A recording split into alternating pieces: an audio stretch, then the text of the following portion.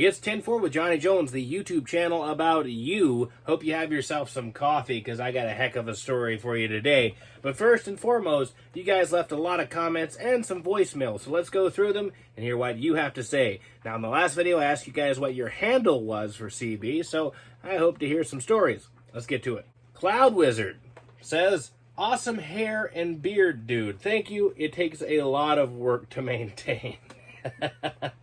I always tell people, this is not something I practice. This is just because I don't care. But thank you anyway, Cloud Wizard. I appreciate it. I'll just keep on working on it. Alan Slade says, hi, Johnny. That would be an interesting to have someone on your channel. Sort of a podcast sort of thing. I'll have to set that up. I'll figure it out. Anyways, my first handle was BJ, like BJ and the Bear. But as I got older, I found out what BJ means to the adult world. Laughing face. So I changed it to the Wizard many years ago. Right, I've got to go for a 10-100. 10-100. For you, those of you who know, you know. Take care of yourself and yours. God bless. 73 is my friend. Thank you, Alan. God bless you and yours, my friend. All the way over there across the pond. You should read says, Johnny, couple things. One, do you have a cat? Looking at your blinds. The blinds, yes. Those blinds. No, that's actually not from a cat. That is how incredibly hot that it gets in this camper. That's just melted blinds. Those blinds have just melted. I'm not even joking about that. Yeah, it was pretty rough in here. I don't know how I'm alive. I'm pretty much a fried lobster dumpling at this point. Anyways, my dad had a CB in the 70s. I never used it. He had it for traveling. A lot of people did. It was actually incredibly useful, I've heard. My best friend's parents had a cabin in the Everglades, Florida. The parents would talk 80 miles with base stations. Wow, they were up there. Their cabin has power, I bet. My introduction. Then about 6 years ago, I got my own. Really, 6 years ago, okay. Now, mostly use a number for a handle. I'm 5'19". I got that because the kids ask me how tall I am, and I say 5'19". When they say there's no such thing, I say figure it out, 5'19". Oh, that's pretty tall. 6'7". Wow. Most kids can't right away get it. These schools have done a great job with all of the lottery money teaching our kids. Blessings, Dan. Well, thank you, Dan, for that comment. I figured you'd probably been in it since childhood, but 6 years ago. Okay. So you have to leave me another comment telling me what kind of setup you have now. Yeah, thanks for commenting. Elliot Spencer. Hello again, Elliot. Hi, Johnny. Thank you for reading out my comment, of course. What else would I talk about? I'm not really that entertaining. You wanted to know how much CB radios cost here in the UK in 1981. Well, the Amstrad CB901 I got for Christmas, I think it was, cost my parents around 90 pounds back then. A basic CB radio was around 50 pounds, and a more advanced CB was between 80 to 120 pounds. A home-based CB cost between 120 and 200, and a 40-channel handheld CB was about 50 to 70 pounds. Antennas and accessories varied in price according to quality. We had cheap junk as well as expensive, good quality items. As for the illegal CB radios that were about then, they started from about 10 pounds for basic mobile radios to 300 for an advanced home-based radio. All this is 1981 prices.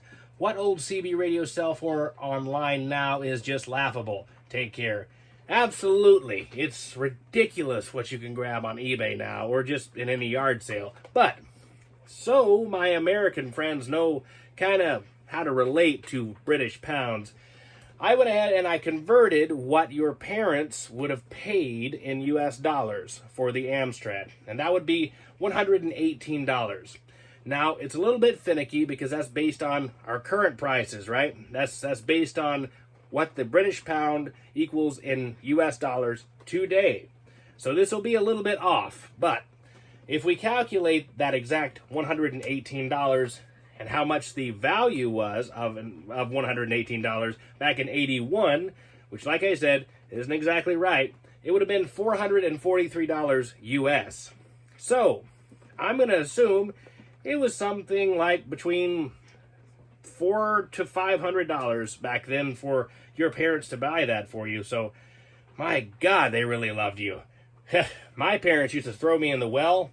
And that's always impressive to me, by the way, is when a parent actually buys their kid something that they truly are interested in, not just sort of coercing them into whatever road they want to go down. So that's pretty cool. And, radio, of course, is nothing to worry about. So I'd say they were probably glad you're into radio and not drugs. Thank you, Elliot, for commenting. Take care of yourself, and hope to hear from you again in the next video. Well, in this video. Anyways, last comment. We didn't get a lot of comments this time around. And the reason why, I'll tell you in a minute. Vintage 76 Viper Green Beetle, I got through it, says, do a live show with one of your friends about CB radio. One of my friends. I have one friend I can talk to about CB radio, really. That's it. But, I will attempt to do it. I will try to set that up. I really want to. I know how to set up OBS. I don't have the computer right now to do it with, but there might be some goofy workaround I can do here. So we'll just have to look into it, because I think that'll be really fun, and you guys can join in. It would be better to do it live, right? A live stream would be much better. Anyways, the reason why I didn't wait longer between videos, because I usually try to wait a little bit longer to get a lot of comments, but today has been absolutely terrible. So, first and foremost, what I want to do is I want to go ahead and listen to some jokes that people left me on my voicemail. You guys left me. And then I will tell you about my terrible day and how I've been up for about 23 and a half hours now.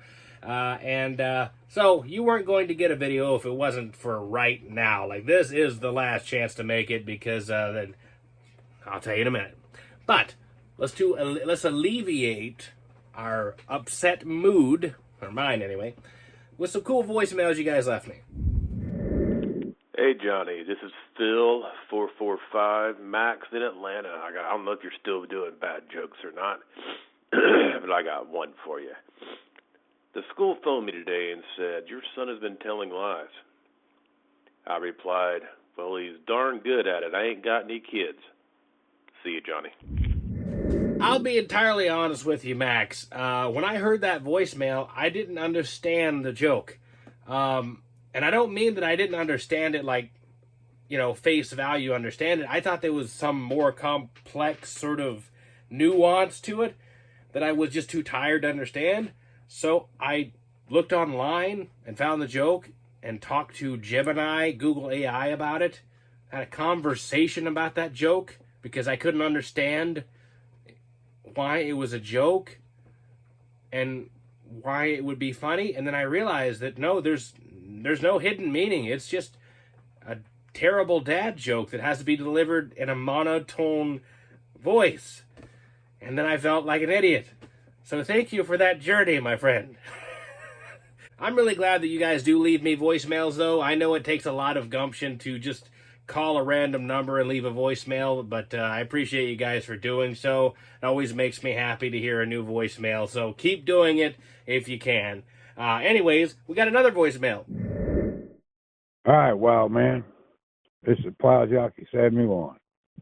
Here's your joke of the day. Why do elephants paint their toenails red? So they can hide in cherry trees. Have you ever seen one in a cherry tree? See how well it works? Have a good one, man, and join your new channel. I'll drop some text and stuff in there when I get to time. Have a good one, brother. Enjoying you. We'll see you, bud. I don't even know if I can call that one a dad joke. That one's just more of a wholesome grandfather joke. That's as wholesome as a bowl of oatmeal. I mean, it is. I feel like I'm sitting on a porch. We should just be watching a sunset. Kind of reminds me of my grandfather. The good one. Anyways. Well, at the end, we were... retake. Well, we've reached the end of the comments and voicemails, and I appreciate every one of you guys for your voicemails, for your comments. Even if I don't have a lot of things to elaborate on, I still really care about it. I like that you guys do that. So if I'm lacking, forgive me, I'm a bit tired.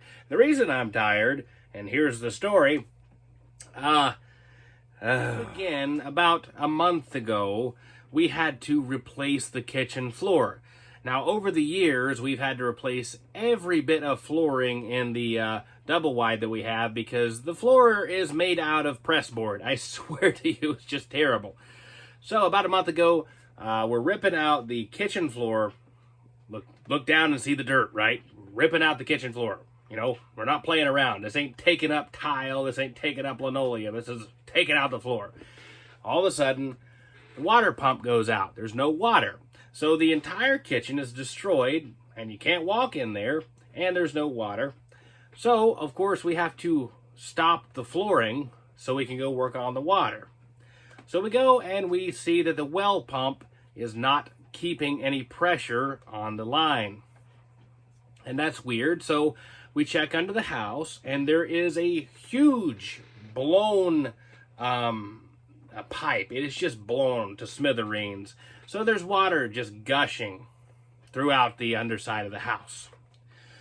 So we go and we turn the pump off. And then we go finish the floor because we say, hey, we might as well just finish the floor. That way, you know, we can get stuff organized in the kitchen again, and then we can go into the house and work on the pipes. So that took us a couple hours. Just putting 3/4 inch plywood down. And then we didn't worry about the linoleum or the molding yet. We just put the floor down, and then we were going to go fix what's underneath the house. So we did fix what was underneath the house, my brother and I. And we go to turn the well pump back on, and nothing happens. It won't prime. So we pour gallons and gallons and gallons of water in this thing, trying to get it to prime. Won't prime. So what ended up happening after all the trouble is, I suppose because of the lack of pressure, and it may have just ruined the foot valve. The foot valve was already not doing so well. So the foot valve was basically open and letting all the water drain right back into the well. So our pump was working overtime and overheating. So we had to pull the entire line up. Now, thankfully, it's plastic, right? It's thank God it's not steel. It was just plastic. So we pulled it up. We replaced the foot valve and replaced some of the plastic parts, some of the pieces that were corroded. Put it all back down. Done, right? No. Then we got to go in. We got to lay the linoleum down on the floor and make the molding. That was a rough couple days. Well, everything's fine and dandy until today. I wake up and there is no water. None whatsoever. The well pump has completely just went kaput. It just burned up sometime last night. So we ended up finding another Poder. Poder sounds weird. Don't say Poder. All right. We went and we found another pump motor. We put the pump in, and we had to get a few parts for it. Pain, by the way, to put back in. Like putting a pump back on the two lines going down was really tough. But finally, we got it all stabilized. Then it started to rain. And then we had to pause for a little while, and now it's still raining, but we did manage to get it all put back together. So we have a brand new pump now, changed the points, new points, everything. And then it wasn't working. So then we ended up making a mistake. It was leaking. We had to fix the leak. And then there was an issue where the wiring got messed up. We fixed that. All right, now, ta-da, it's done. It's working. Finally, water throughout the house. You know, meanwhile, I'm really tired. I've been up for quite a while at this point. Well, now, just as I was making this video, I went inside and there's no water again. So I go out back and I'm slipping in the mud because there's rain just pouring, you know. And there's water everywhere else except for in the bathtub. Anyways, so I have to go out there and turn off the electricity to it. And so I don't know what's going to happen. I imagine tomorrow we're either going to have to find another pump, or hopefully it's just an issue with the points. I hope it is. But anyways, that's it for me. So I won't be making a video anytime, probably tomorrow. I hope it's finished by tomorrow, whatever we can get done with it. But hope we get that pump fixed, or hope whatever it is pretty simple. But if you have anything else you want to tell me, leave it down there in the comment section, or leave it in the voicemail. Anyways, it's 10-4 with Johnny Jones. And you guys take care of yourselves. Adios.